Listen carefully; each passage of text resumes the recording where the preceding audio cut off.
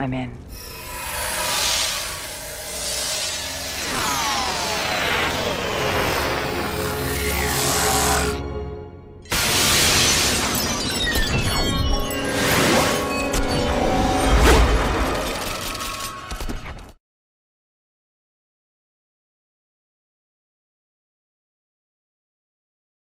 Chapitre 2.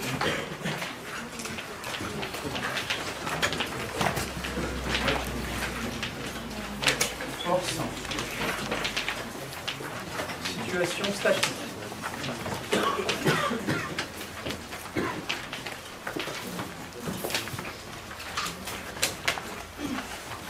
Et alors, comment est-ce que ça s'organise dans le reste? Je peux déjà vous dire un petit peu.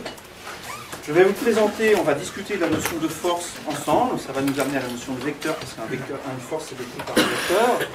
Et on va commencer par faire ça dans le cas le plus simple, entre guillemets, c'est-à-dire dans le cas où il n'y a pas de mouvement. On va avoir des objets qui ne sont soumis à aucun mouvement, et on verra que une condition pour que ça arrive, c'est que la somme des forces qui s'appliquent sur l'objet soit nulle. Ça, c'est quelque chose que je pense que vous avez déjà vu, je vous le redemanderai tout à l'heure. Mais... Et dans un deuxième temps, à partir du prochain cours, on verra l'effet des forces sur les corps, quand les forces mettent les corps en mouvement. Donc il y aura une étape supplémentaire après, c'est de voir comment est-ce que ça influe sur le mouvement. Ici, dans ce chapitre-là, il n'y aura pas de mouvement. Ce ne sera que des situations statiques, c'est-à-dire des corps qui ne bougent pas, ou alors, je ferai un petit... je préciserai ça tout à l'heure, ou alors qui se déplacent à vitesse constante. On verra que ça marche aussi dans ce cas. Mais tout d'abord, je vais vous parler de force. Alors avant de vous demander ce que c'est qu'une force, on va faire un petit jeu, on va les énumérer ensemble. Vous connaissez certaines forces, il y a des forces qui ont des noms pour vous, et on va essayer d'en sortir le plus possible comme ça. Force de machin. Je vous écoute. Le poids c'est une force. Ok. Frottement.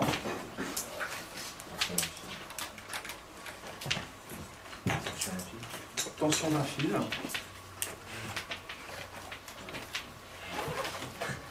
Ça s'exprime en quelle unité, le poids?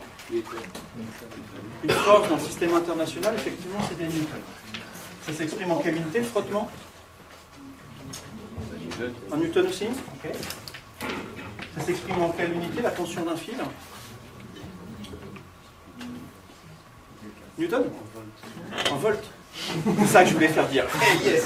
Pas du tout. Donc c'est des newtons. Hein. Toutes les forces, c'est des newtons. Donc le mot tension, il est un peu embêtant. Il intervient dans plein de trucs en physique. Et notamment en électricité, ça désigne quelque chose qui est en volts.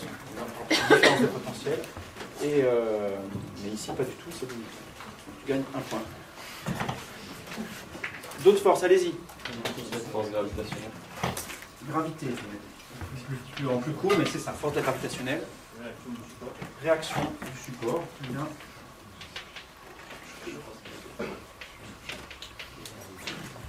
Force électrique. Force électrique. Oui. J'ai eu l'air d'hésiter, mais non. Il n'y a pas d'hésitation. Force électrique. La poussée d'Archimède. Ressort poussée d'Archimède.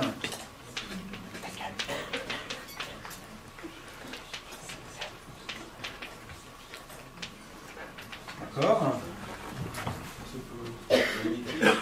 Force magnétique. Ne notez pas tout ça, ça n'a aucun intérêt en soi. La liste. Non, mais. Alors, très bien. Content qu'on en vienne là. On parlait de ça hier en AIPE 111. Ça, c'est typiquement le genre de truc. Ça n'a pas trop d'intérêt de le noter. Ça, cette liste, elle est disponible. Par exemple, si vous regardez la vidéo du cours correspondant à ça, vous l'aurez. J'ai fait le même jeu l'an dernier. Les forces sont un peu les mêmes. Voilà. Le but ici de ce que je vous montre, c'est pas que vous reteniez toutes ces forces, c'est plutôt essayer de vous faire sortir des noms de force et essayer d'évoquer des contextes dans lesquels vous avez entendu le mot force. Quand vous avez dit ressort, je pense que vous avez imaginé une situation, voilà, il y avait une masse ou un ressort et vous avez étudié ça un jour ou l'autre. Voilà. Et juste essayer de vous remettre ça en tête. Il y en a d'autres? Là-dedans, laquelle vous semble la plus courante, on va dire, celle que dans la... Est-ce qu'il y en a là-dedans dans la vie de tous les jours qui interviennent dans la gravité, le poids, frottement, réaction du support, c'est important, hein, sinon c'est qu'on traverse le sol tout le temps. Bah, ça, il se trouve que, bon, un peu moins, ça, il se trouve que oui, la force électrique. Je pourrais en dire un mot un peu plus tard. Est-ce qu'il n'y en a pas là-dedans des forces qui sont un peu les mêmes finalement? Gravité et poids, effectivement. Hein. Le poids, c'est une force gravitationnelle. C'est la Terre qui nous attire vers le bas. Ça, on aura l'occasion d'y revenir vraiment dans le prochain cours sur la notion de poids, mais ça et ça, finalement, ça revient. Il y en a d'autres, des forces qui sont, à notre échelle à nous, qui sont extrêmement difficiles à percevoir. Quand on va voir au niveau des particules, en fait, qui constituent les noyaux atomiques. Hein. Vous savez que les atomes sont constitués d'un noyau chargé positivement et d'électrons qui sont chargés négativement. Les atomes se tiennent parce que ces deux machins-là s'attirent. Les électrons chargés négativement et le noyau chargé positivement s'attirent les uns les autres. Donc du coup, les électrons ils sont liés à l'atome. C'est un peu compliqué à décrire. Il faut faire appel à de la théorie un peu plus compliquée que ce qu'on va faire ici. Il faut faire appel à la mécanique quantique pour décrire ça correctement. Je ferme la parenthèse, je s'en fiche. Voilà. Juste, ça s'attire. Et quand on va voir dans le noyau, maintenant, le noyau lui-même, il est fait de neutrons et de protons. Vous savez ça. Les neutrons et les protons, ils ont quoi comme charge électrique? Les neutrons, ils ont quoi? 0. Et les protons, une charge positive. Donc les noyaux sont faits de trucs qui sont des charges positives et des trucs neutres. Si vous essayez de faire ça, vous prenez des charges positives, vous les mettez entre elles, puis vous rajoutez quelques charges neutres, ben ce machin, il ne va jamais tenir ensemble. Les charges positives se repoussent les unes les autres, et le noyau, il ne peut pas tenir. Donc il y a d'autres forces, en fait, que les forces on appelle ça électrostatique, hein, que la force électrique qui retient les noyaux. Et il y en a deux, en fait, différentes. Ça, c'est tout le XXe siècle qui a montré ça. Vous savez le nom de ces forces? Oui, il y a la force faible, effectivement, et l'autre forte. Donc on parle aussi d'interaction, interaction faible, interaction forte, qui agissent vraiment au niveau des atomes. Bon, on a éventuellement d'autres, mais voilà, des forces, il y en a vraiment tout un tas en physique. Hein. Et est-ce que du coup vous pouvez, là-dedans, je vais effacer la liste parce qu'on s'en fiche maintenant, est-ce que quelqu'un peut essayer de me dire ce que c'est qu'une force, me donner une définition d'une force? Genre vous expliquez à votre petite sœur, elle a 7 ans et demi, elle vous voit réviser votre cours de physique, tiens, il y a marqué force. Qu'est-ce que ça veut dire une force? Est-ce que quelqu'un veut essayer de jouer ce jeu-là? C'est pas facile, hein, mais ça vaut le coup d'essayer. Vas-y.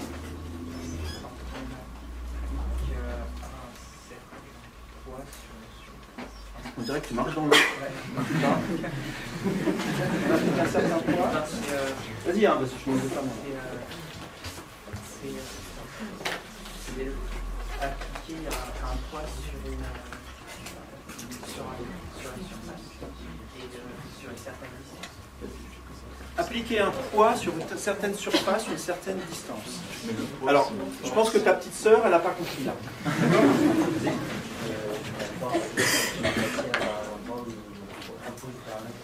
La force, c'est quelque chose qui nous attire vers un endroit, qui nous repousse vers un autre. Alors, on va voir si c'est correct ou pas, mais là, la petite sœur, elle comprend. Non, mais c'est l'avantage déjà. Là, ça me parle. Est-ce que vous êtes d'accord avec cette définition? C'est pas mal. Moi, je vois juste un défaut, vas-y. Alors ça a une direction et un sens, mais ça ne nous dit pas ce que c'est, parce qu'une flèche d'Indien, ça a aussi une direction et un sens, mais c'est pas une force. C'est une flèche d'Indien, d'accord? Mais ce que tu donnes, c'est des caractéristiques des forces. Donc le fait d'attirer et de repousser, là, c'est vraiment pas mal. Donc le seul défaut, c'est que il y a l'idée de mouvement là-dedans. Une force, c'est quelque chose qui mettrait en mouvement des objets. C'est pas tout à fait vrai dans le sens où, regardez, là, moi je suis debout sur le sol. J'ai une force qui m'attire vers le bas, qui est la pesanteur, la force de gravité, et pourtant je ne bouge pas. D'accord ? Voilà, donc là il y a deux forces qui se compensent en quelque sorte et qui s'annulent l'une l'autre. Hein. Donc, effectivement, une manière de tourner ce que tu dis, ce que j'aurais envie de dire plutôt, c'est une force, c'est quelque chose qui tend à mettre les objets en mouvement, ou, je vais le dire autrement, une force, je vais même l'écrire complètement, une force c'est une action sur un système qui, s'il est au départ immobile, je vais écrire la phrase complètement parce que j'essaye de l'écrire dans ma tête au tableau et de vous la dire en même temps. Je l'écris puis on en discute.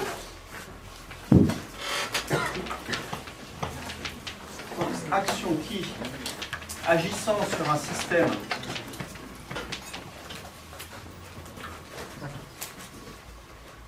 libre, je vais vous dire ce que ça veut dire juste après, immobile, le met en mouvement.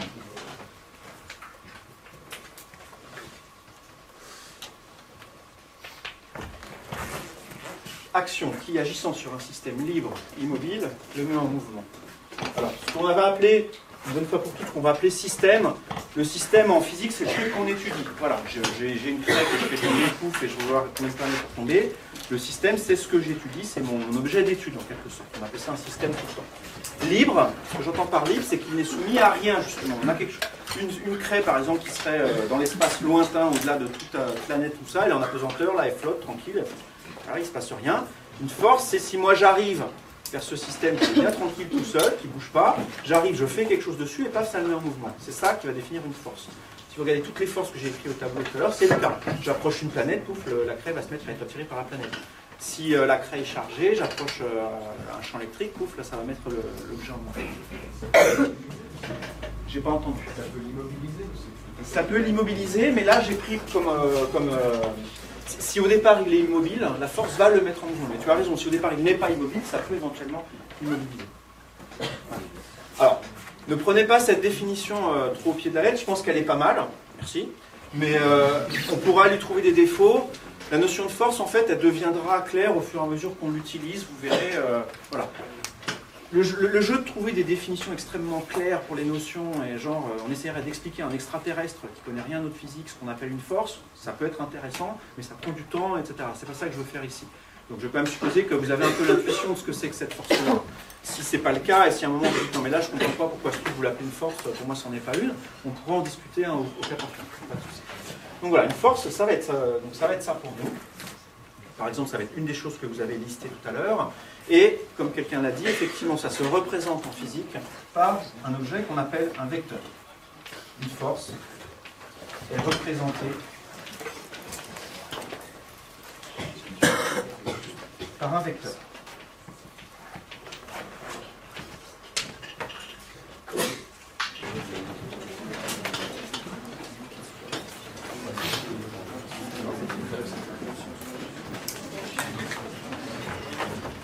Deux.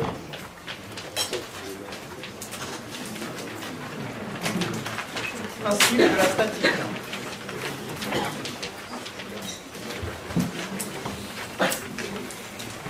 Alors je vais commencer par une proposition qui n'est pas exactement liée à la statique, mais qui va nous servir de base pour la suite. Ça s'appelle la première loi de Newton. En fait, on observe la chose suivante. Si vous prenez un corps et que vous ne faites pas agir de force dessus, qu'est-ce qui se passe? Vous avez un corps et il n'y a pas de force qui agisse dessus. Alors j'entends il est immobile, c'est une solution, c'est pas la seule. Il peut avancer à vitesse constante, voilà, dans une direction donnée, il y a un mouvement rectiligne uniforme, on dit voilà, un truc vous le lancez et s'il n'y a rien qui agit dessus, il va en ligne droite avec la même vitesse constante. C'est pas du tout un truc évident ça. Hein. Parce que la situation que je suis en train de vous dire là, un corps qui n'est soumis à aucune force, ça n'arrive jamais. Vous n'avez jamais été soumis, vous n'avez jamais vu un objet qui est soumis à zéro force. Jamais. Le truc le plus proche de ça, peut-être que vous avez en tête, c'est la pesanteur. Vous avez peut-être vu dans des images de la, je sais pas, les gens qui sont dans la station spatiale internationale, là, ils font les clowns mains, ils font des petites expériences de physique des fois, ils lancent un Smarty, et le Smarty qui fait ça devant eux, effectivement, ça va à vitesse constante. L'exemple, il est un peu difficile à analyser si on y réfléchit bien, parce que dans la navette, dans la station spatiale internationale, ils ne sont pas dépourvus de force. En fait, ils sont attirés par la Terre. Hein. La gravité au niveau de la station spatiale, elle est 90% de celle de la Terre. Elle est encore énorme. La raison pour laquelle on a de la pesanteur dans la station spatiale, c'est un peu plus compliqué que de dire qu'il n'y a plus de gravité. Si, il y a de la gravité, il y en a plein en fait. Hein. C'est même pour ça que la station spatiale, elle est en orbite autour de la Terre. Sinon, elle partirait à Pétaouchnok. Bon. Donc, il faut arriver à imaginer ça, un corps qui est soumis à aucune force. Ben voilà, si on arrivait à le faire, ce corps se déplacerait à vitesse constante. Et l'immobilisme, c'est un cas particulier de ça, où la vitesse est nulle. Ça s'appelle la première loi de Newton.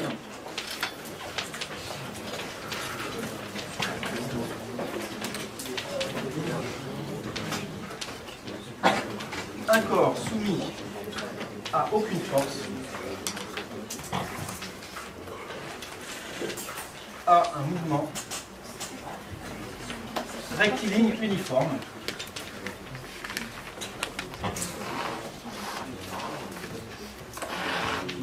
éventuellement immobile.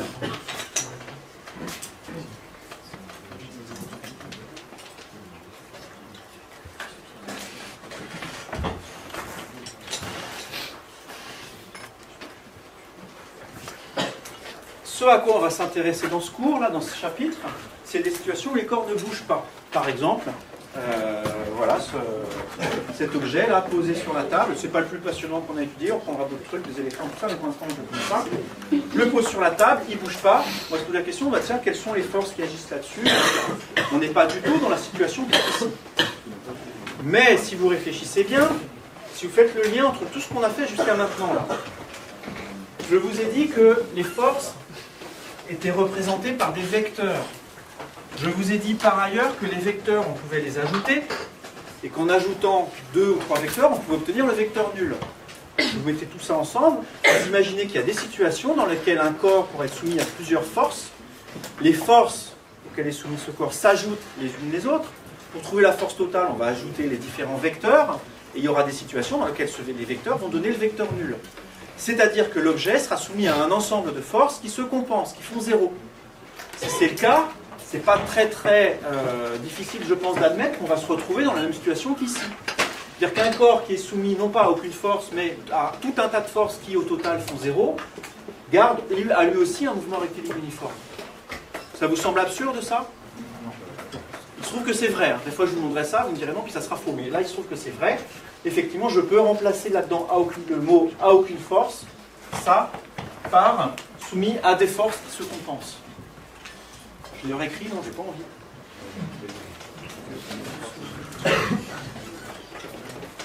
Ça va vous faire bosser votre prise de notes. Vous avez un moyen de ne pas noter tout ça. Deuxième loi de Newton.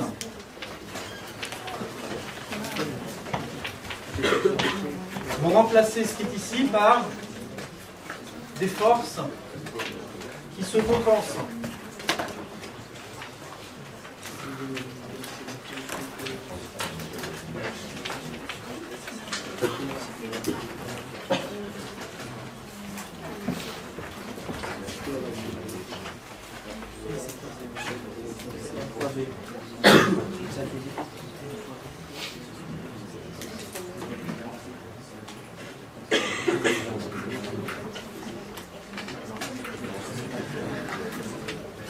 Question à 2 balles et à cuillère.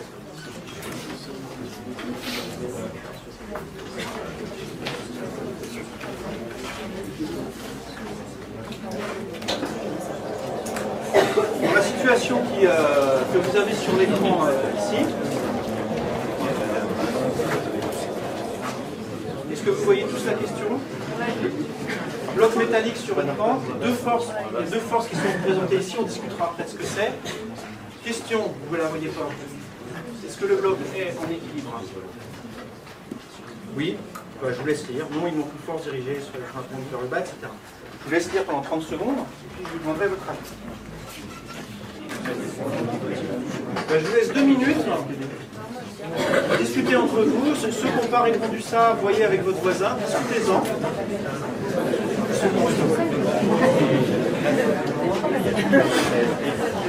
Voilà.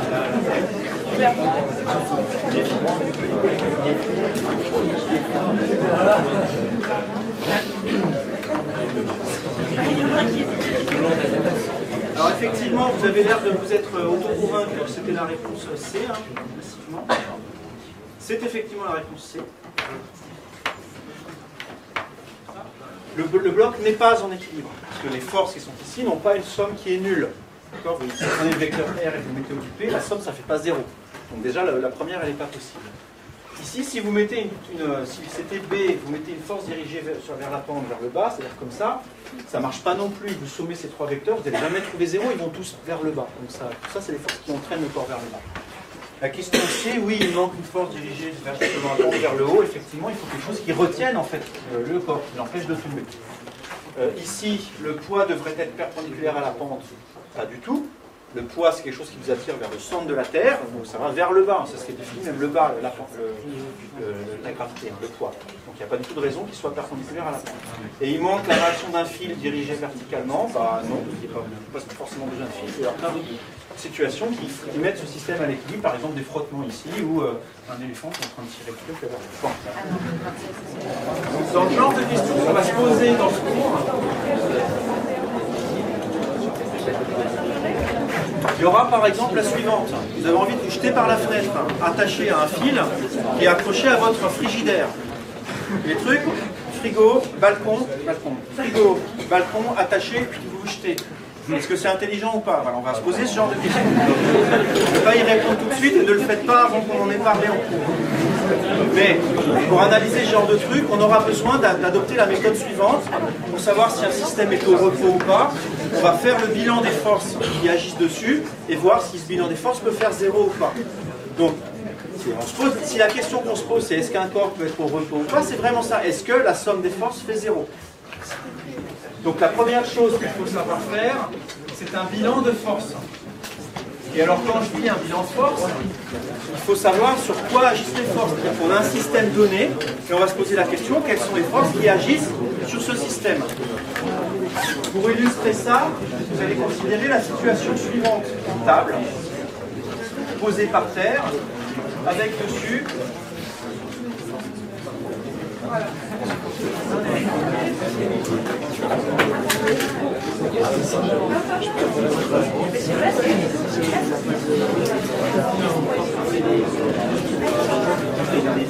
Vous voyez toute la situation?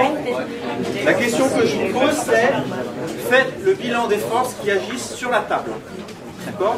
On se pose par exemple, on va se demander est-ce que la table elle va résister ou pas. Donc ça fera appel à des notions qu'on n'a pas ici. Pour l'instant, on est résistance des matériaux, mais la première étape, ça va être faire le bilan des forces. Allez-y, vous avez 2 minutes.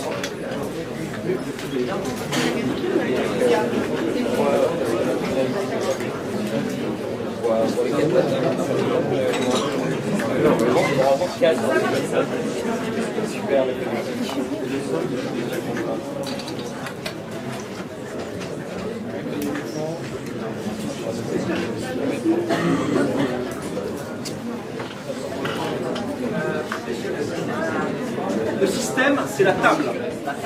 Je veux la somme des forces qui agissent sur la table. C'est ça la question.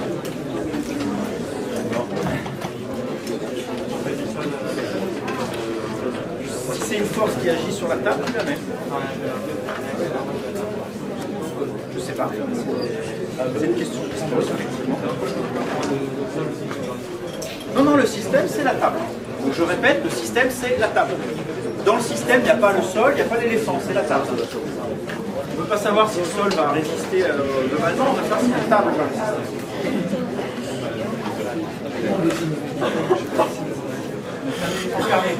Alors si vous ne savez pas dessiner un éléphant, c'est comme ça un éléphant.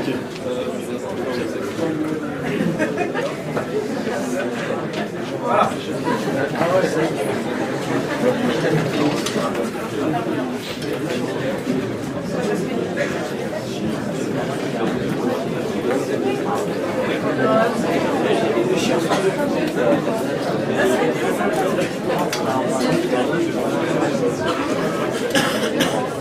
Allez, viens encore ça. Mais oui.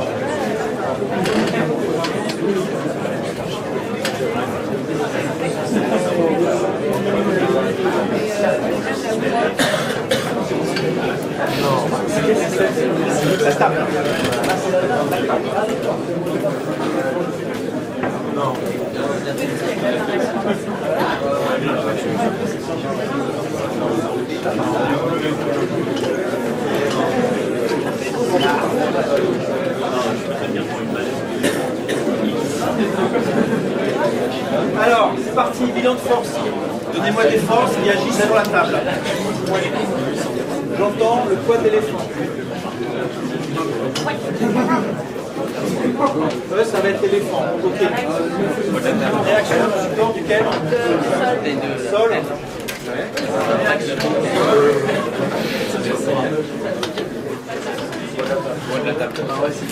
Réaction de la table sur l'éléphant.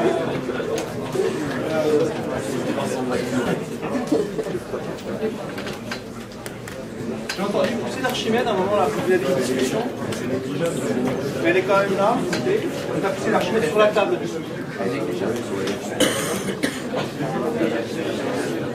Et sur l'éléphant aussi.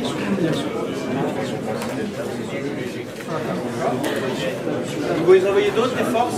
Poids de la table. C'est pas mal la poids de la table.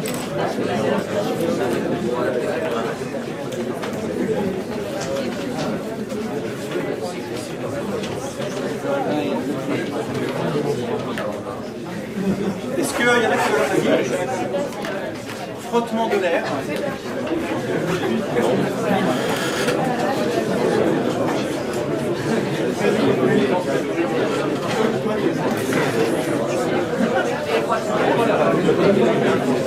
Alors, s'il vous plaît, là, vous avez au tableau de quoi augmenter de 90% vos performances en méca, vu qu'il y a 4 réponses fausses sur les 6.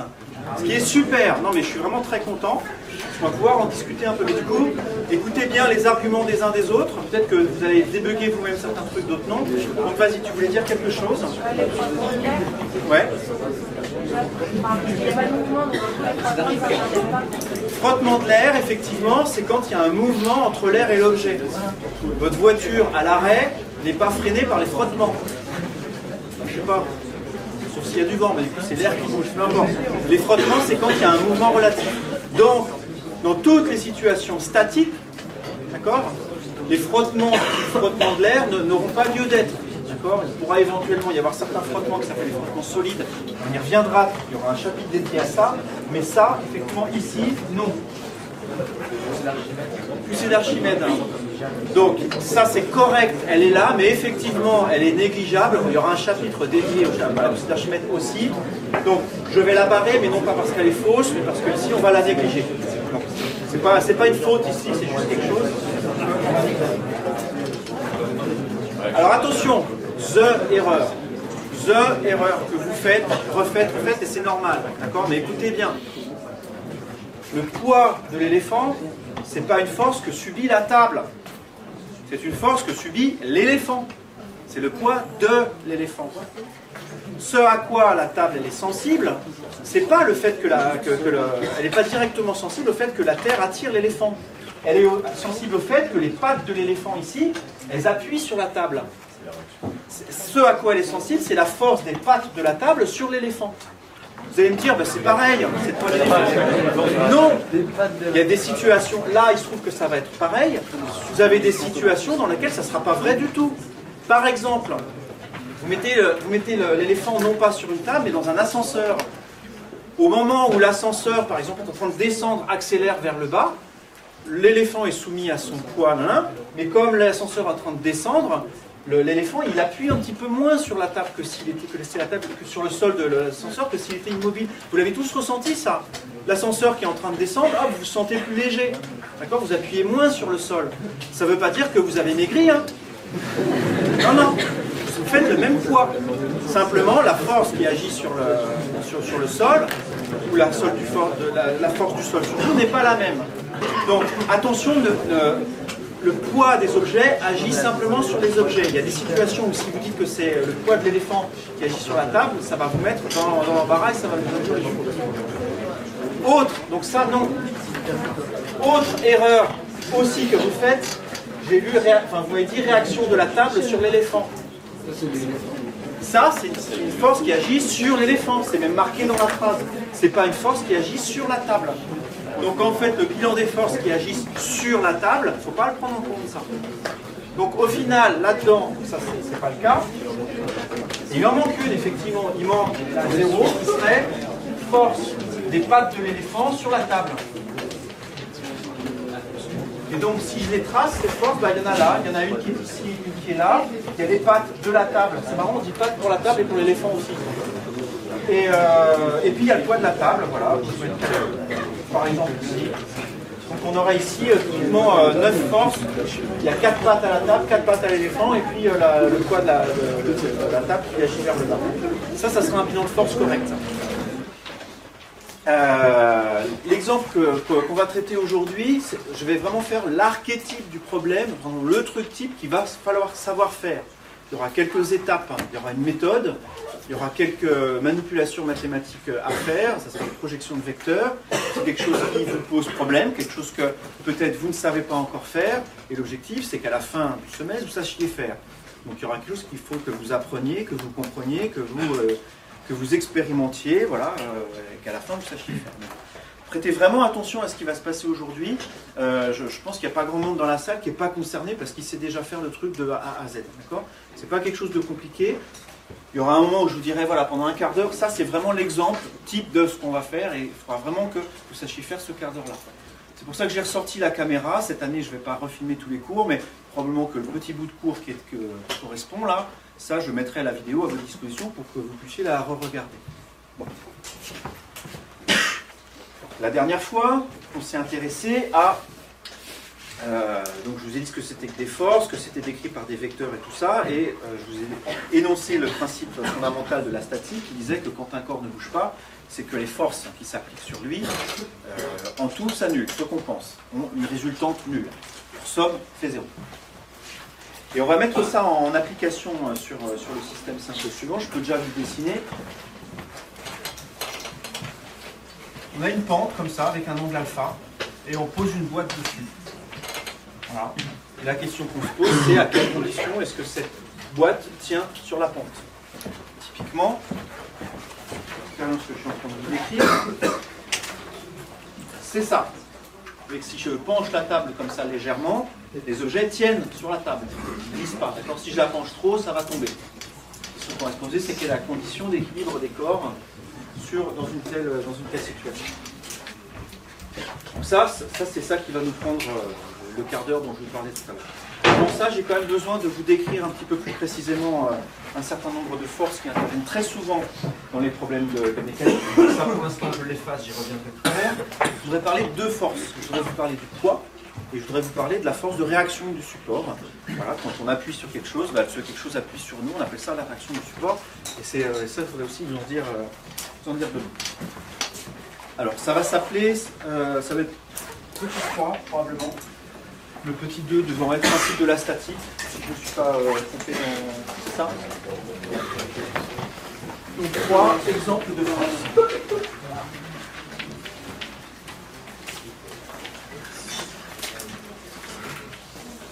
Je vais commencer par le poids. Oui, c'est une attraction. De quel type ?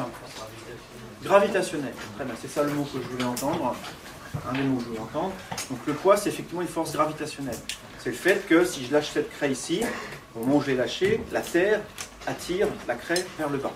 C'est une force gravitationnelle. Toutes les forces gravitationnelles obéissent en mécanique newtonienne, celle qu'on étudie maintenant, à une expression simple. La force d'attraction entre deux corps, je vais l'écrire de la manière suivante.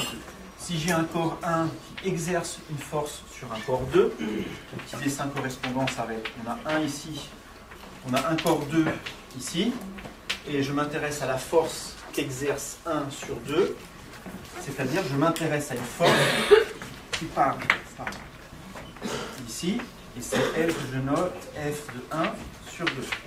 Donc cette force s'exerce sur le corps 2, elle est dirigée vers le corps 1, et son expression, on a une expression avec des grandeurs physiques qui interviennent là-dedans, c'est grand G, je vais vous dire tout de suite ce que c'est après, M1, M2 sur R carré, je vais dire aussi ce que c'est que R, on a un signe moins, on a un R.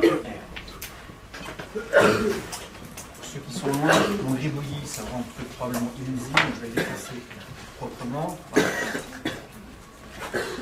Elle est un peu compliquée cette formule, on va la décortiquer, il y a beaucoup de choses dedans, donc ne prenez pas peur, on va la dompter un petit peu. Ce que j'ai appelé là-dedans grand G, c'est une constante de la physique, qui s'appelle la constante de Newton ou la constante de la gravitation universelle. Et ça vaut dans les unités du système international 6,67 × 10 puissance moins 11. Et je vais mettre juste SI.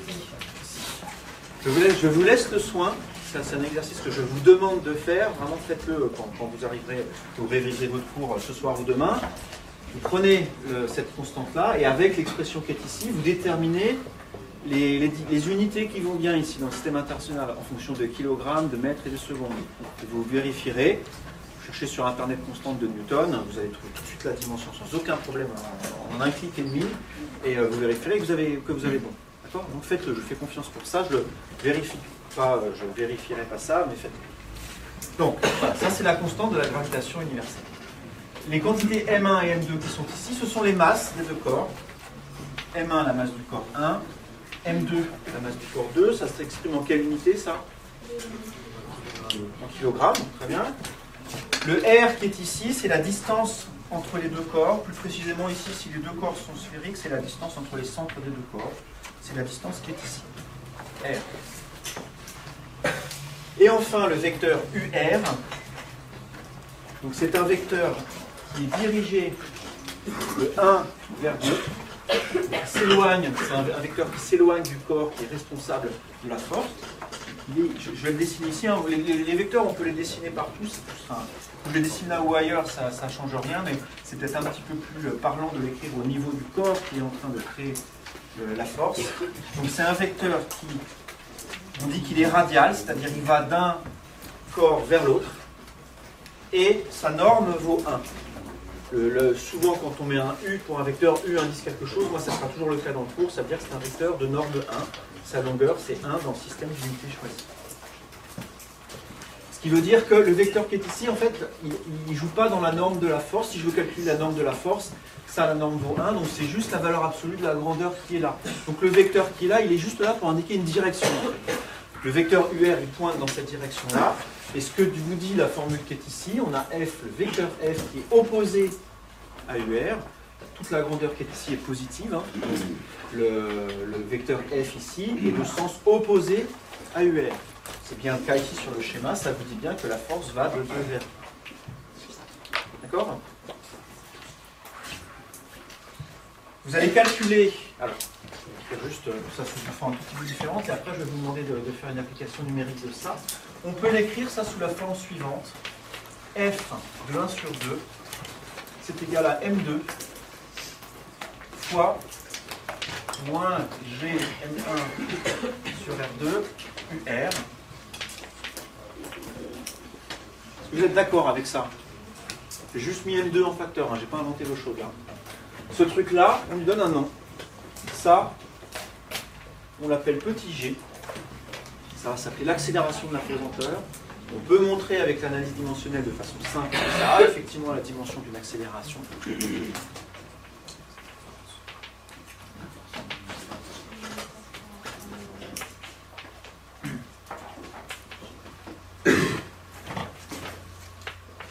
Du coup, on écrit ça comme ça, la force de 1 sur 2, c'est M2 fois G.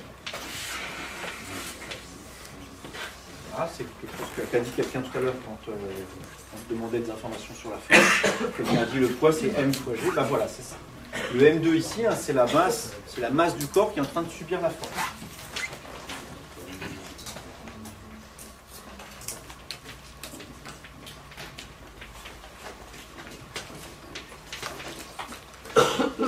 Dans le cas de quelqu'un qui est sur Terre, ici, l'accélération de la pesanteur au niveau de la Terre est donnée par cette formule, avec dans M1 la masse de quoi? La Terre. La Terre? Pas ma masse à moi, du bonhomme? Là, c'est le corps qui est attirant, c'est la Terre. Et le R qui est ici, ça serait quoi? Le rayon de la Terre. Le rayon de la Terre. Et bien, faites le calculer G, calculer la norme de G, ici, dans le cas de la Terre. Je vous donne les valeurs numériques. Le mieux vous allez me les donner, pour ceux qui les connaissent. Je suis sûr que statistiquement, il y a au moins 2 personnes dans la salle qui connaissent le rayon de la Terre. Ok, à peu près 6400 km. Très bien. Et la masse de la Terre, ça c'est peut-être un peu moins connu. Oui, pardon. Merci. Et la masse de la Terre, je pensais déjà à la masse là. Ça fait un peu... Quelqu'un sait? Un demi? Un demi quoi? Un demi-kilo, 500 grammes? 22 000? Alors, je suis content que tu le dises comme ça, je ne comprends pas. 22 tonnes? Non, c'est plus que ça, c'est 6, c'est à peu près 6 fois 10 puissance 24 kilos. Ça fait combien? 9,7. Moins 9,7. Ouais, moins 9,7 mètres secondes moins 2. Ouais, c'est ça. Ça vous convient? Vous trouvez ça bizarre? Vous attendiez plutôt à 9,8? D'accord. Donc il faudrait probablement... donc le rayon ici c'est 3600, c'est 6378, il est un petit peu plus petit. Donc montrer un petit peu la valeur de G. Ben voilà, essentiellement ça sera ça la correction principale. Donc vous trouvez une valeur un peu plus grande pour G ici. Bon. Juste une remarque, la formule qui est ici, elle est strictement vraie quand on a deux masses qui sont ponctuelles, c'est-à-dire qu'elles ne sont pas étendues. J'ai une masse très concentrée là, une masse très concentrée là. On peut montrer aussi qu'elle est vraie si un décor est parfaitement sphérique. Si la Terre n'est pas parfaitement sphérique, cette formule n'est pas tout à fait valable, il faut la corriger un peu, et du coup la valeur de G est affectée, puisque notre Terre à nous n'est pas parfaitement sphérique. La mesure de cette grandeur-là, c'est un enjeu énorme. Il y a des satellites qui sont envoyés dans l'espace pour mesurer ce truc-là partout sur la Terre. Pourquoi, à votre avis? Ouais, vas-y, quelqu'un a une idée? Ouais, mais on s'en fout un peu, non? Enfin, moi, que la Terre soit pas une sphère parfaite. Pourquoi on a envie de mesurer ça précisément, en fait? Pourquoi on a envie d'avoir cette connaissance? Alors, oui, mais alors après, envoyer une fusée dans l'espace, que ça vaille 9,81 ou 9,81 et un autre chiffre après la virgule, ça ne change pas énormément grand-chose. Donc, c'est pas la raison principale. On a envie de... Ça pourrait être ça, mais c'est pas ça non plus, en fait. Le truc, c'est que cette grandeur-là, elle varie sur le globe, elle ne vaut pas la même chose partout, en partie parce que la Terre n'est pas sphérique, mais aussi il y a d'autres facteurs qui influent, et en particulier le contenu des sous-sols. Et si vous avez quelque part un sous-sol qui est un peu moins dense qu'ailleurs, bah, ça va influer sur la valeur de G. Et pourquoi est-ce qu'il y a des gens qui sont prêts à tuer, qui font des guerres pour trouver des zones moins denses dans le sol? Ça veut dire quoi? C'est du pétrole. Il y a des enjeux industriels énormes, financiers énormes.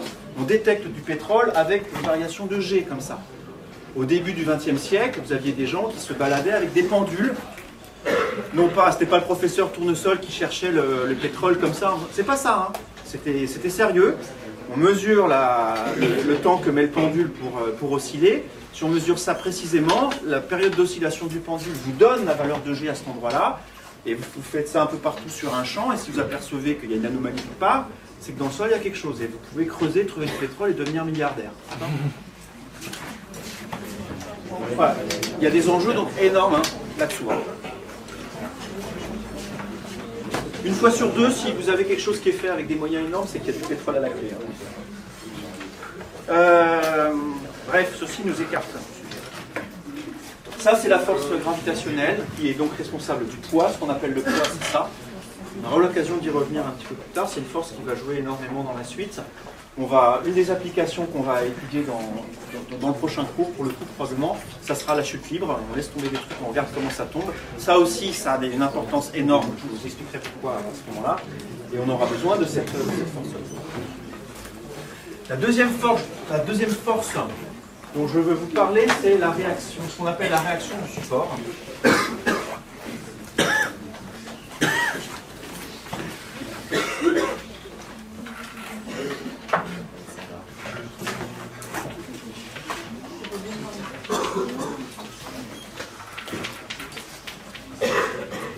Et ça, c'est le fait que quand on appuie sur un support, quand on pose un objet sur un support, le support lui-même exerce une force sur l'objet.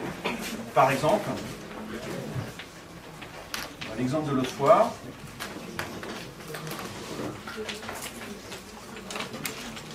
on pose un truc sur une table, l'éléphant est soumis à plusieurs forces. Il y a son poids qui est en train de l'attirer vers le bas, et il y a la table qui le retient. Donc au niveau de ses pattes, ici, vous avez des forces comme ça exercées par la table sur l'éléphant. Et donc, mon superbe éléphant est soumis à le poids qui essaye de l'attirer vers le bas et la table qui exerce une force et qui le pousse vers le haut. C'est ça qu'on va appeler la réaction du support. De manière plus générale, quand on a un support en pente, alors je vais faire une boîte, ça va être un peu plus simple pour le dessin. Il n'y a pas que la réaction du support qui intervient ici, je dois faire une distinction entre deux types de forces. Vous avez si on décompose la force qui s'exerce sur le corps ici de la part de la table, il y en a deux. Il y en a une qui est dans ce sens-là, et il y en a une qui empêche le corps de tomber. C'est la force de frottement qui est dirigée comme ça. On distingue donc deux composantes dans la réaction du support, celle qui est perpendiculaire à la surface, ça c'est vraiment la surface qui empêche le corps de traverser le support, et puis vous avez une force qui s'exerce dans la direction du support ici. Celle-là, celle qui est parallèle là, on lui donne le nom plutôt de frottement. On y reviendra ça longuement sur le frottement, enfin longuement, on y reviendra en tout cas. Donc ça c'est une force de frottement celle-là. Ce que je vais appeler à partir de maintenant, réaction du support, c'est juste la partie perpendiculaire. Donc si je vous dis à un moment il n'y a pas de frottement, ça voudra dire que cette force-là est nulle, mais par contre celle-là, elle est là. Les supports empêchent les corps de les traverser. Cette réaction du support, dans ce qui va suivre ici, par définition, elle est perpendiculaire au support.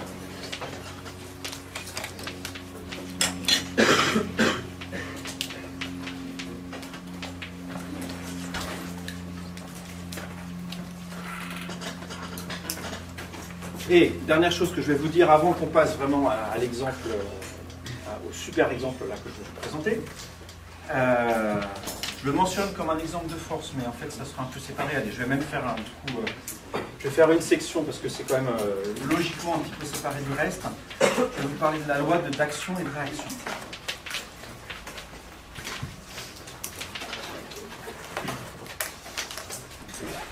Est-ce que ça dit quelque chose à quelqu'un, ça? Loi d'action-réaction. Il y en a qui ont déjà vu ça. Vous l'avez peut-être vu sous le nom loi des actions réciproques. Ça vous dit quelque chose, ça? Ouais. Vas-y. Alors vas-y, fais une phrase complète. Alors quand une fusée décolle, quel est le rapport avec ça? Il y a un principe dans lequel quand l'idéal est poussé vers le bas, il y a une force qui est exercée vers le bas, alors qu'en contrepartie, il y a une force qui va être exercée vers le haut, c'est une force qui va être... D'accord. Donc je le dis peut-être plus fort pour ceux qui sont au fond et qui écoutent.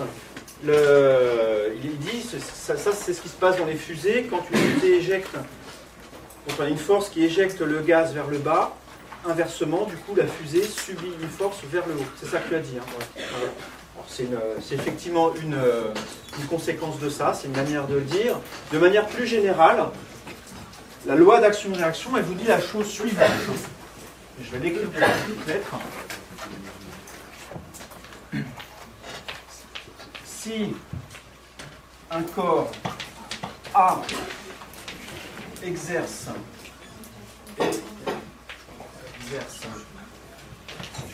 une force F de A sur B sur un corps B,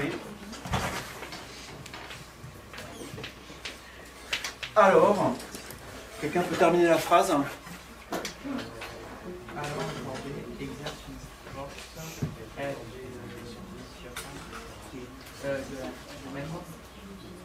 on pourrait dire comme ça, on va donner une information en plus en fait. Donc je mets le début de la phrase, c'est ça. Alors B exerce sur A, c'est quelque chose effectivement sur ce que B exerce sur A. Une force, exactement, moins F. Alors je vais l'écrire F de A sur B, qui est égal à moins F de B sur A. Merci, B sur A. C'était vrai aussi, mais c'est plus logique de l'écrire comme ça. Merci.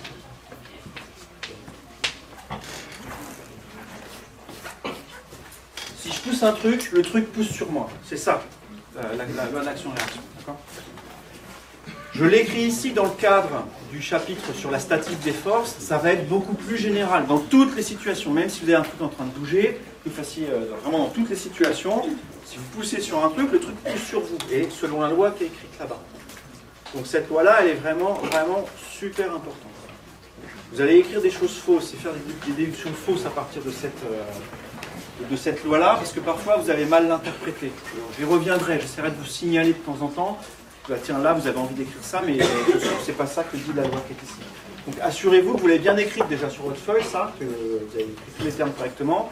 Et c'est vraiment le genre de truc où je pourrais vous demander en contrôle continu. Il y aura des questions de cours, ça pourra être énoncer la loi d'action-réaction. Pas forcément dans ces termes-là si vous avez envie d'exprimer autrement, mais je veux que les éléments qui sont dans cette phrase soient dans la phrase que vous allez écrire que je vous demande. Voilà, ça, on en aura besoin à plusieurs reprises, donc retenez-le. Ça s'appelle ça aussi la deuxième loi de la troisième loi de Newton. Merci. 5, super exemple.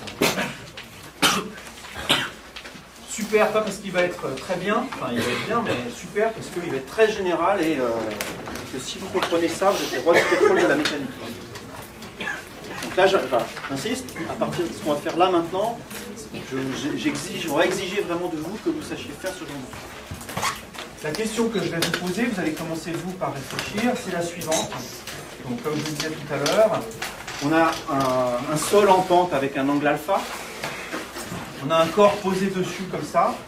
Ce corps est immobile. Il est immobile parce qu'il est soumis à plusieurs forces. Il est soumis à son poids, que je vais répéter.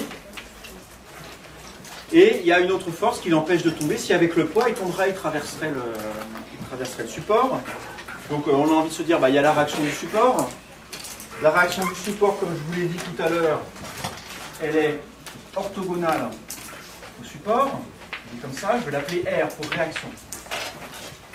Ah, c'est en rouge, vous ne voyez peut-être pas au fond. Ok, je vais la remettre en blanc par-dessus. Voilà, ça c'est bien. Et du coup, c'est pas beau.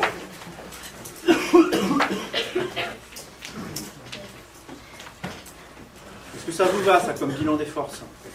Non. Une force, ça c'est exactement le dessin que je vous ai montré l'autre fois là quand j'ai fait le quiz avec les appels. Donc il manque une force, c'est la force de frottement du sol. S'il n'y a pas de frottement, je pense la table ici, tout se casse la figure. Là, si quand je lève la table, tout reste à peu près à sa place, c'est que les corps frottent légèrement sur la table. Donc cette force de frottement, je vais la représenter, lui donner un nom, genre F. Voilà.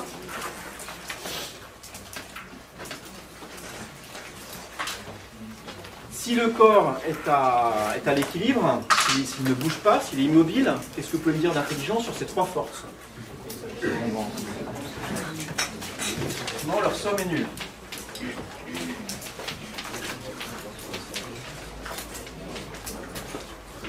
Bon. Question à 2 balles. Enfin, c'est pour rire, je ne vais pas donner 2 € à tout. Question. Trouver la norme de R et la norme de F.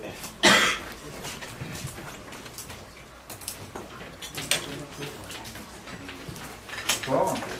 En fonction de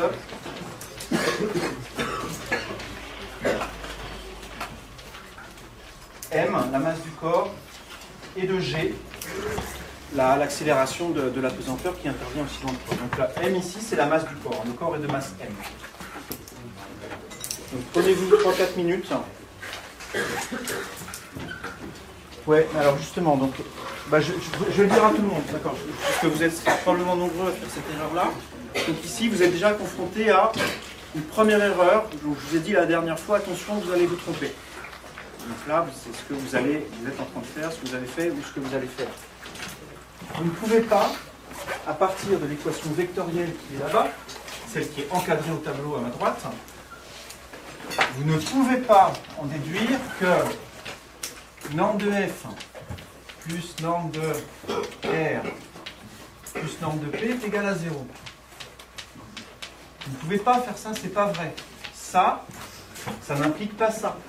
La preuve, juste réfléchissez 2 secondes. Ça, c'est quoi? Géométriquement, ça c'est la longueur de F. C'est une longueur qui est positive. j'ajoute à ça la longueur de R, celle-là, et j'ajoute à ça la longueur de P. Si je fais la somme de ces trois longueurs de vecteurs, ici j'ai 22 cm plus 23 cm plus 15 cm, ça ne fait pas 0 du tout, ça ne peut pas faire 0. On n'ajoute que des trucs qui sont positifs et non nuls. D'accord ? Donc ça, c'est forcément faux. Ne déduisez pas ça de ça. Ce qui est vrai, c'est que, ce que vous pouvez écrire, mais ce qui n'a aucun intérêt ici, hein, mais ce que vous pourriez écrire, c'est que la norme du vecteur f plus r plus p est égale à 0. Ça c'est vrai puisque ce vecteur est plus un vecteur nul. La norme d'un vecteur nul, ça fait 0. Donc la norme de ça, c'est bien 0. Mais comme je vous le disais la dernière fois, je l'avais écrit ici même, là, sur ce tableau-là, à cet endroit-là, vous avez écrit la dernière fois, attention, ça, ce n'est pas égal à la somme des normes. C'était la notion de raccourci, là, dont je vous ai parlé l'autre fois. Ça, c'est comment? C'est plus grand ou c'est plus petit que ça? Est-ce que je mets ça ou est-ce que je mets ça entre les deux? Qui dit 1? Non, ça ne veut pas dire qu'il faut pas dire 1, il faut lever la main en fait. Ceux qui pensent que 1, levez la main. 1, c'est ça, c'est cette égalité-là, cette inégalité-là. Qui dit 2? D'accord. Il y a vraiment personne qui pense 1? Très bien. Donc ça, c'est effectivement plus grand que ça. Donc ne prenez pas bêtement, entre guillemets, la norme de chacun des termes ici. C'est pas vrai. Je vous laisse continuer à réfléchir.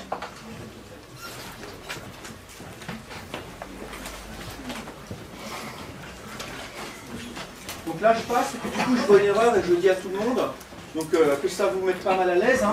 C'est très bien, c'est génial ça. Si quelqu'un fait une erreur et qu'on en parle tous ensemble, ça veut dire que vous êtes 150 ici à avoir potentiellement évité cette erreur. Donc on a tous avancé. Hein. Donc ne le prenez pas mal si je prends une erreur que vous faites, je la montre à tout le monde, c'est pas que vous, tout le monde avance. Alors c'est peut-être un petit peu brutal poser comme ça la question qui est écrite au tableau. Ce que je vous invite à faire, c'est d'écrire les coordonnées des vecteurs. On a une base de vecteurs, vous écrivez les coordonnées de ces vecteurs dans la base que vous aurez choisie. Et cette égalité-là va se traduire par une égalité sur les composantes des vecteurs. Et ça va nous donner ça de façon quasi automatique ce qu'on cherche. Donc comme question intermédiaire, on va dire, préliminaire, je vous invite à trouver les coordonnées de R et de F et de P dans une base qui va être celle-là. Un vecteur U qui pointe par là-bas et un vecteur V qui pointe par là-bas. Ces deux vecteurs sont des vecteurs de norme 1. C'est les mêmes que ceux que j'ai introduits la dernière fois quand je vous ai introduit la notion de coordonnées. Et écrivez les coordonnées de F dans cette base. Vous allez avoir deux nombres ici, la coordonnée suivant U, celle suivant V. Faites pareil avec R. Normalement, ça va être facile, ça. Et celle qui va être un petit peu plus compliquée, c'est P. Commencez déjà par ces deux-là. Normalement, vous remplissez ça très vite. Ça va faire intervenir les normes de R et la norme de F. Faites attention aux signes.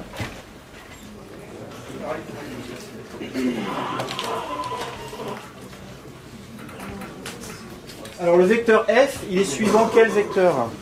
Le vecteur U. Il est suivant U. Qu'est-ce que ça veut dire? Ça veut dire un truc automatique, évident, entre guillemets, sur une des coordonnées ici. Il y en a une qui est nulle. Le vecteur F ici n'a pas de coordonnées suivant quel vecteur? Suivant U. Qui dit suivant U? Qui dit que F n'a pas de coordonnées suivant U? Qui dit que F a une coordonnée nulle suivant U? Non, mais je demande. Qui dit qu'il a une coordonnée nulle suivant V? C'est pas forcément l'un ou l'autre, hein, mais c'est peut-être les deux. Ok. Effectivement, il est complètement suivant U ici. Donc le vecteur F, il va s'écrire comme quelque chose fois U, point barre. Plus 0 fois V, si vous voulez. Ça veut dire que la deuxième coordonnée ici est nulle. On a 0 ici. Est-ce que vous pouvez me dire un truc intelligent sur R de similaire? On a 0 en haut ce coup-ci. Il n'a pas de coordonnées suivant U ce coup-ci. Maintenant, qu'est-ce que je vais mettre ici? Je vais mettre quelque chose qui est la longueur du vecteur F. J'entends moins X. Je vais le faire, mais je vais l'effacer. Pourquoi? C'est quoi X? Il n'y a pas encore de X ici, il faut que vous me disiez ce que c'est que ce X.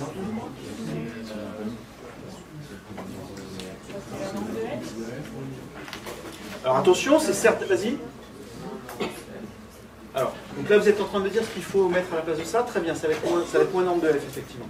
Juste pour se débarrasser de ça, si vous écrivez ça, x, c'est surtout pas la position. Hein. Ça ne veut rien dire de dire que la force ici, à partir de moins x est 0, c'est même pas homogène. F, c'est une force.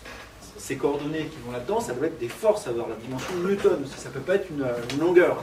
Donc c'est pas ça. Mais effectivement, dans ce cas ici, c'est simplement moins norme de f. Ma norme de f, c'est la longueur du vecteur f, et puis moins, c'est parce que f il est dirigé dans l'autre sens par rapport à u. Donc voilà, si vous écrivez ça, quelqu'un est capable de dessiner f au tableau exactement comme il est là-bas, il y a toute l'information. Et pour r, du coup, vous mettez quoi ici? Norme de R. Plus norme de r. Je mets le plus, je ne suis pas obligé de le mettre, mais juste pour faire bien la différence avec le moins qui est là-haut. Voilà, maintenant le point un peu plus délicat, c'est lui. Il a des coordonnées, le poids suivant à la fois u et v. À vous de jouer, lesquels?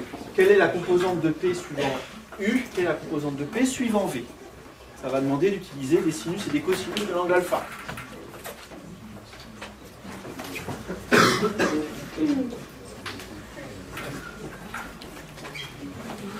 Si ça vous aide, vous pouvez refaire un petit dessin un peu différent, avec U comme ça, V comme ça, P vertical. Et vous demandez à quoi ça correspond géométriquement sur ce schéma, la composante de P suivant U. Dessiner ça, c'est une longueur sur ce dessin. Et vous allez trouver cette longueur en dessinant un triangle rectangle là-dessus. Et si vous arrivez à répondre à ça, dessiner le triangle rectangle qui vous donne la composante de P suivant U, et ben ça sera gagné en fait. Il suffira de regarder le triangle et on aura la réponse. Donc, souvenez-vous de ce que je vous ai dit la dernière fois sur les projections de vecteurs. J'ai fait un dessin avec des triangles rectangles où je vous ai montré comment on calcule les projections.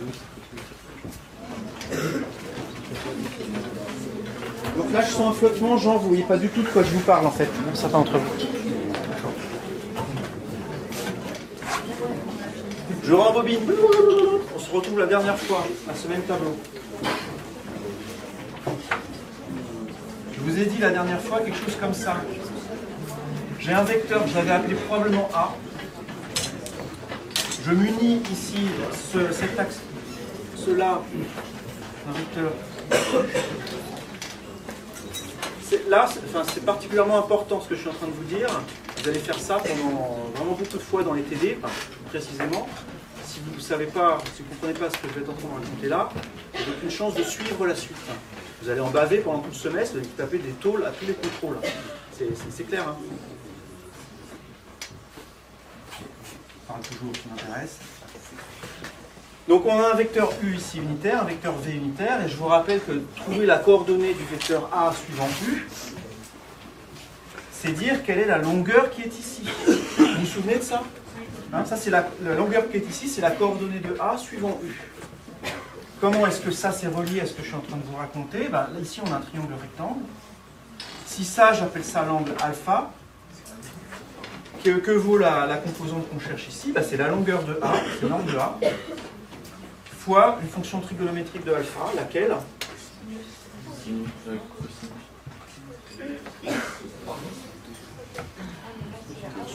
Est-ce que c'est cosinus ou est-ce que c'est sinus? Qui est-ce qui dit cosinus? Qui est-ce qui dit sinus? D'accord. Donc c'est cosinus. Pour vous en rappeler, prenez alpha égale 0 par exemple. Alpha égale 0, ça veut dire que le nombre qu'on va trouver ici, il n'y aura pas d'angle, hein. Le nombre qu'on va trouver ici, ça va être A. Cosinus de 0, ça fait 1. Si vous aviez mis sinus de 0, vous auriez trouvé ici en tout une norme nulle, ce qui n'est pas le cas du tout. Donc ici, c'est cosinus. Et de la même manière, la composante suivant V ici, du coup, c'est A fois sinus.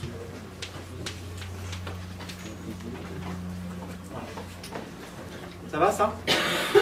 Une fois que vous avez ça en tête, je reviens maintenant sur le problème qui est là-bas. Le dessin va être quasiment le même, mais il faudra juste tourner la tête d'un angle alpha, en fait. J'ai U qui est comme ça, j'ai V qui est comme ça,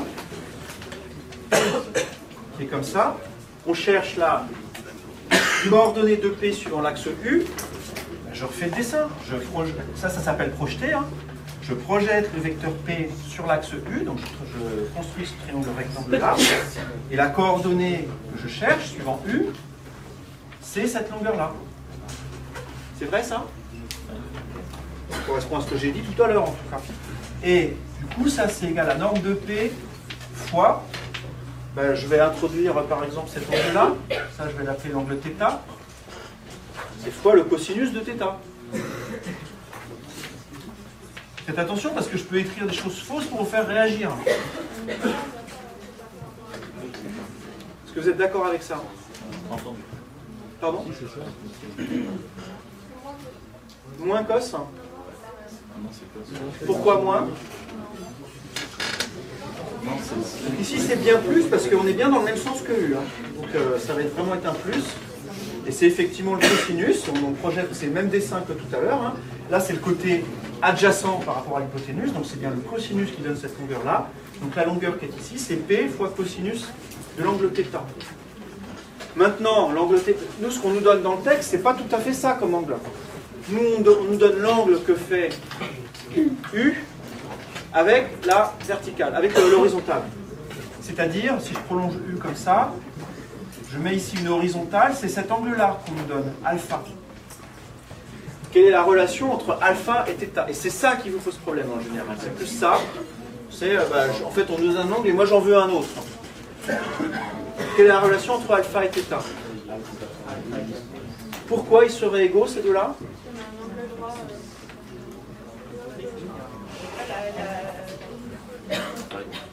On a un angle droit là?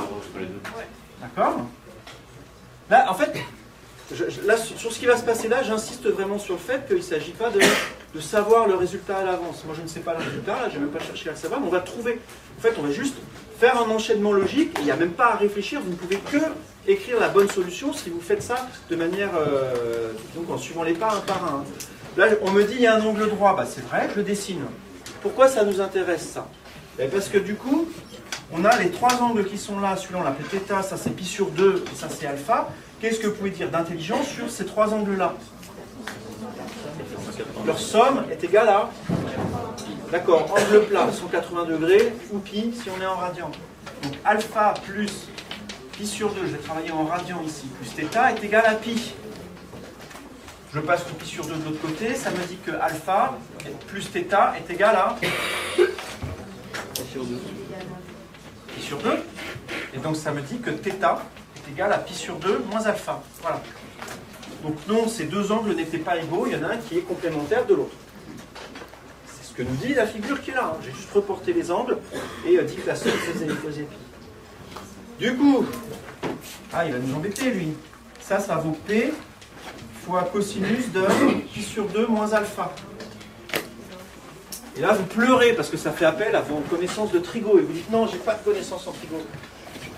Comment elles sont reliées le cosinus de pi sur 2 moins alpha au cosinus de alpha?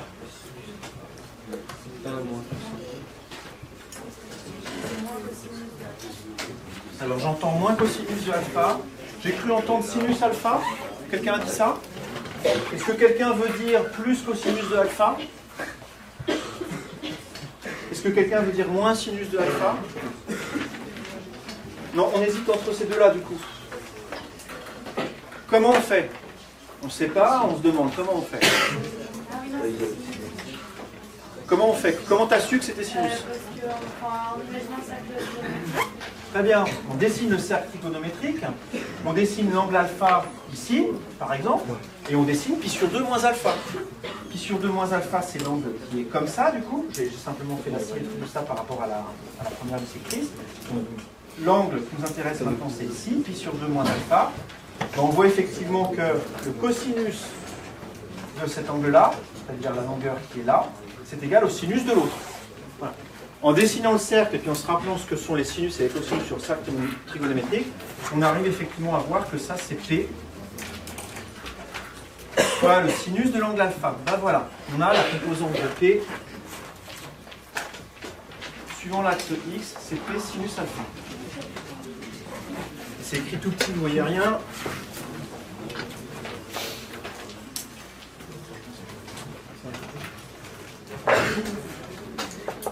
Vous pouvez me dire la deuxième composante là du coup. On va pas tout refaire. faire, ça va être un cosinus, et il va y avoir un signe, effectivement, parce que P ici, il est dans le sens inverse de V, et donc ici, ça va être moins P cos θ, cos alpha. C'est fini. Une fois qu'on a fait ça, la question que je vous pose, voilà, c'est fini. Pourquoi? Parce que si la somme de ces vecteurs ici fait 0, ça veut dire que individuellement les composantes suivant x s'ajoutent pour faire 0, et pareil pour les composantes y. Quand on a deux vecteurs, si j'ai un vecteur ici qui est égal à 0, ça veut dire ça que ces composantes AX et AY sont nulles. Le vecteur nul, c'est un vecteur de composante nulle. Donc si la somme vectorielle ça plus ça plus ça fait 0, ça veut dire que la composante de cette somme fait 0. Et donc je peux écrire simplement que ça plus ça plus ça, ça fait 0 d'une part. Et pareil pour ça plus ça plus ça.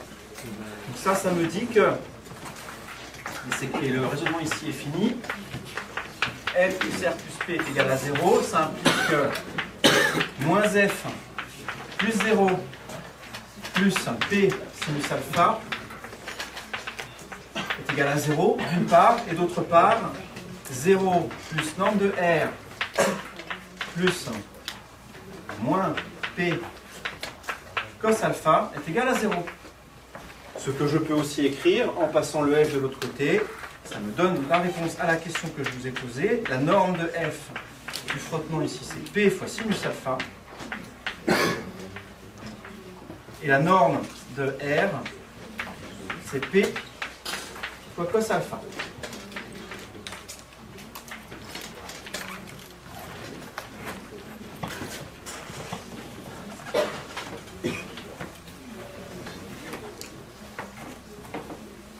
J'ai plusieurs remarques à faire sur ça. D'une part, je vous demande de prêter attention à tout ça pour la méthode, savoir refaire ça et savoir retrouver ça. Par ailleurs, quand vous allez essayer de le refaire ou quand vous allez le faire en contrôle continu, vous êtes les 2/3 à vous tromper sur un truc, tous le même. Tous les ans, je vous dis, vous allez vous tromper. Et donc, je vous le dis, je vous préviens, et vous vous trompez quand même. Attention, quand on fait une projection de vecteur, on arrive ici à ça là, par exemple, vous pouvez l'écrire Px, la composante de I, la composante suivante, alors pardon, c'était la composante suivante U de P est égale à norme de P sinus alpha. Ça, c'est tout à fait valide. Ça veut dire la composante suivant U du poids est égale à norme de P fois sinus alpha. C'est ce qu'on a démontré là. Quand vous écrivez, quand vous faites votre dessin avec le poids, plusieurs d'entre vous, une grande majorité d'entre vous en fait, malheureusement, m'écrivent quelque chose comme ça. Px est égal à P sinus alpha. Vous vous dites qu'il y a le poids, projeter ça revient à prendre un facteur sinus alpha et vous écrivez quelque chose comme ça.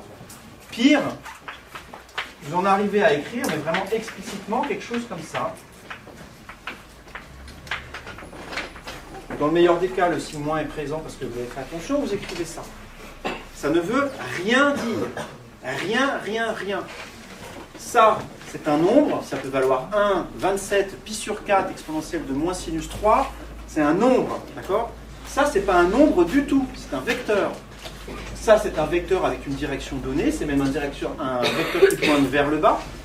Vous multipliez ce vecteur par un nombre plus petit que 1, compris entre moins 1 et 1, donc ça fait un vecteur qui est encore dirigé vers le bas. En aucune manière, ce vecteur ne peut être égal à un nombre. Un vecteur qui pointe vers le bas ne peut pas être égal à 7 ou à pi sur 4 ou tout ce que vous voulez. Ce ne sont pas des objets de même nature. D'accord ? Donc ça, avant même quand je lis ça, je n'essaye même pas de savoir si c'est correct ou pas. Ça n'a pas de sens. D'accord ?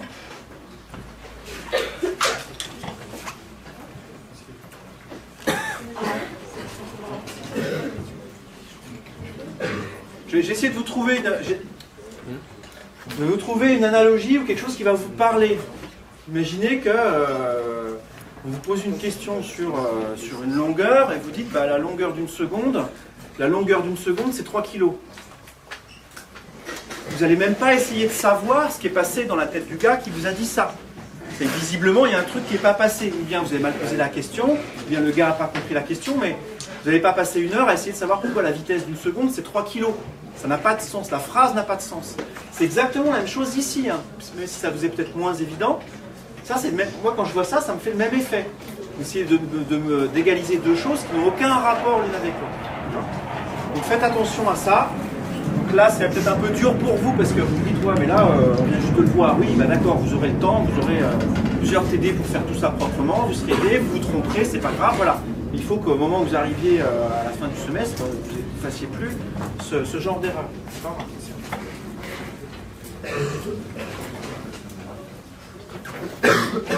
Autre remarque sur le résultat qui est ici.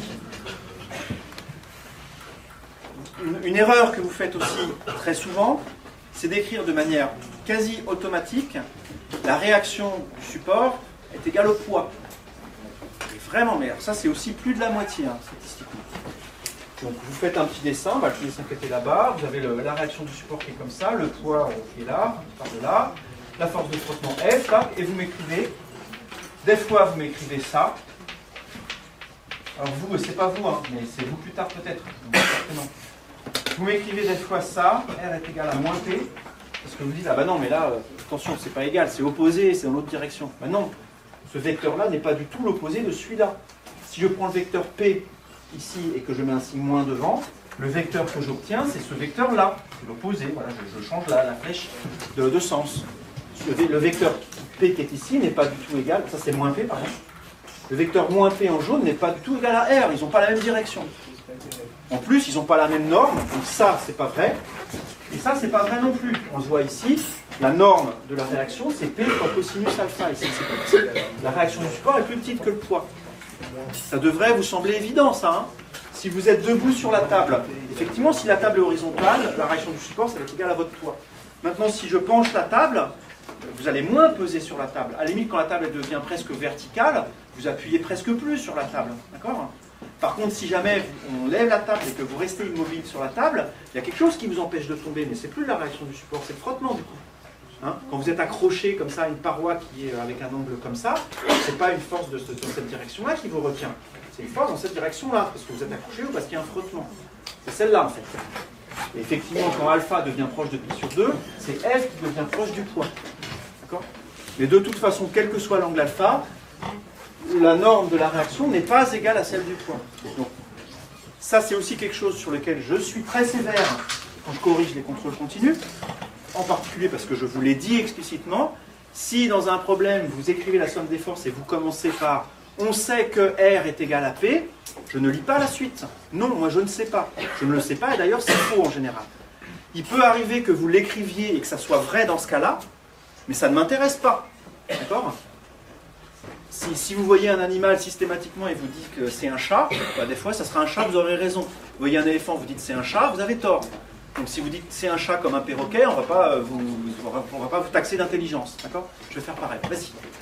Je n'ai pas compris comment on avait utilisé la carbonité et la deuxième non-notée. D'accord, alors effectivement je suis allé très vite, c'est pour ça. Je ne l'ai même pas montré en fait, mais je voulais que je le fasse en 2 minutes. Ouais. Donc je vais reprendre le schéma avec le vecteur force, avec les forces, enfin avec P en fait. On a P qui est comme ça, j'ai U qui est comme ça, et V qui est comme ça. Je vais faire un tour. Ça c'est le schéma duquel je suis parti tout à l'heure. Et ce qui m'intéresse maintenant, la coordonnée suivant V, c'est la longueur qui est ici. D'accord ? Donc c'est celle-là qu'on cherche. Ici on a un angle droit, là on a la longueur P, donc la longueur qu'on cherche ici, si j'appelle ça l'angle bêta, c'est norme de P, cosinus bêta, effectivement. La question qu'on peut se poser, c'est maintenant comment est-ce que... Alors la longueur ici, hein, je ne parle pas encore de la coordonnée, on verra pour le signe après, mais juste la longueur qui est ici, c'est écrit comme ça. Comment est-ce que bêta est relié à l'angle alpha qu'on cherchait tout à l'heure ? On a écrit tout à l'heure que l'angle qui est ici, que j'avais appelé θ, on a écrit que ça c'était pi sur 2 moins alpha. Donc ça veut dire que ça c'est l'angle complémentaire de alpha. Donc ça veut dire que l'angle bêta ici, comme la somme de bêta et de alpha doit faire un angle droit, que vaut bêta ? quel est le nombre ici, tel qu'en l'ajoutant à θ, on trouve pi sur 2. Vous pouvez faire, si vous voulez, pi sur 2 moins pi sur 2 moins alpha. D'accord, c'est une méthode, ça vous donne alpha. Sinon, on voit bien aussi là-dessus qu'en ajoutant alpha, on va trouver pi sur 2. Ce que je suis en train de vous dire, c'est que l'angle qui est ici, finalement, c'est alpha. Et donc, du coup, le bêta qui est là, je le remplace par alpha. Voilà, la longueur qui est ici, elle vaut p cos alpha. Maintenant, ce qui nous intéresse, nous, c'est pas seulement la longueur, mais il y a aussi un signe qui nous dit où ça se trouve sur l'axe. Ben, vous voyez que la projection ici de P sur l'axe, elle est dirigée de sens opposé à V. V, il va par là-bas, alors que le point qui est ici, il va dans l'autre sens. Donc ça veut dire que la coordonnée est un signe. Ça répond à ta question? Est-ce que vous voulez plus de détails ou d'autres que je passe un peu plus de temps sur ça? Vous le reprendrez. Et honnêtement, alors je vous le cache pas, hein, vous allez, ça va vous embrouiller. Hein. Vous allez reprendre, et, putain, les angles alpha, θ, bêta, il y en a partout, ils sont complémentaires. Il faut de la méthode. Vous prenez, faites un dessin propre, vous mettez un peu partout les angles que vous connaissez, les angles droits, les angles dont vous avez besoin. Souvent, il suffit de dire qu'une somme d'angles est égale à pi sur 2 ou à pi. Et vous en sortez. Il faut juste le faire calmement, ne pas hésiter à écrire partout ce que vous savez. Voilà. Il y a des angles droits, vous les mettez explicitement avec des petits coins, comme je l'ai fait ici à plusieurs reprises. Ok ?